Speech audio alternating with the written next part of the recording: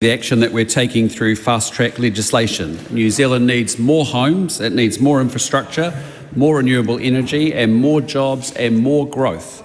And that's why I was so pleased to see the scheduled fast-track projects potentially allowing for 55,000 new homes, 3 gigawatts of renewable electricity, or 30% of our current electricity generation, and 180 kilometres of new road, rail and public transport routes. And it's probably why Forsyth Bath last week said that New Zealand was moving out of the slow lane and that the contours of an economic recovery are starting to take shape. I just encourage the member to support the bill and her party, just like the EDS does. Does the Prime Minister understand that increasing greenhouse gas emissions increases the intensity and frequency of severe and devastating weather events? Yes. Does the Prime Minister then understand that his decisions to enable more coal mining and reopening fossil fuel exploration and drilling will increase greenhouse gas emissions and therefore the intensity and frequency of severe and devastating weather events?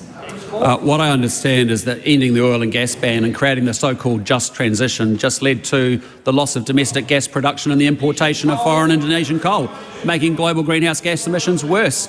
I would just point out to both the leaders of the Labor and the Green Party that we have a fantastic new piece of legislation called Fast Track that will enable us to generate 30% of the current electricity generation in renewables. So I encourage you all to support it. As supplementary? Close forward. Is the Prime Minister then guaranteeing this House that all of the coal, oil and gas that his government will enable the production of will be used here in Aotearoa, New Zealand? What I'm saying is we want to make sure that we can produce domestic gas again rather than import huge quantities of Indonesian coal because of the failed policies of the Labor Greens government. It was a bumper sticker, it wasn't thought through, it didn't have a second, third order implications, no one thought it through properly.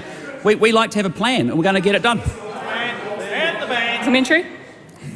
What does he say to communities like those in South Dunedin who have this past weekend experienced the latest so-called 1 in 100-year flood, knowing that his government's policies will contribute to increasing intensity and frequency of severe weather events? Well, I reject the characterisation of the question, but having visited the area with the Great Minister for Emergency Management, what I can say is that event was incredibly well managed compared to the one of several years ago of similar quantity of water. I met with the pump station people. They did an exceptionally good job to keep South Dunedin safe. Wasn't it great? The Honourable David Seymour. Is the Prime Minister aware that the Climate Emergency Response Fund for years and years put billions into trying to reduce global emissions with little effect, while nothing was put into adaptation to protect New Zealanders' homes and livelihoods from the effect of severe weather events? And if so, is this government going to start investing in the infrastructure to protect New Zealanders from severe weather instead of tilting at windmills around the world? A point of order, the Right Honourable That question cannot possibly be in order for several reasons. One is it contains a whole lot of assertions about the previous government that simply are not true and that could never be authenticated. But also, it was a statement rather than a question. Yes, but the question is, does he stand by all his government's statements and actions? Now, I wouldn't be surprised if some of the statements that are stated in the question have been stated by the government at some point. So I don't know how I can selectively choose which is which. Speaking to the point of order further, Mr Speaker, his government statements and actions, the actions of the previous government don't fall within the scope of that. Yes, I know, but what I'm saying is that the government is most likely to have made statements about the actions of a previous government. Brings it in line with the question. Point of order. Honourable David Seymour. Mr Speaker, I honestly didn't think my question was that devastating, but if the Labor Party don't want it answered, I'm happy to withdraw it. It's not particularly helpful. Thank you.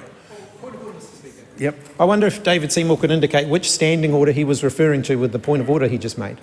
Well, I would invite him to do that, but we've had a long afternoon with very few questions answered so far. Did you have a question, Mr McNulty? I had a point of order, but I'm not sure there's much point. Right, okay, well that's good, that's progress.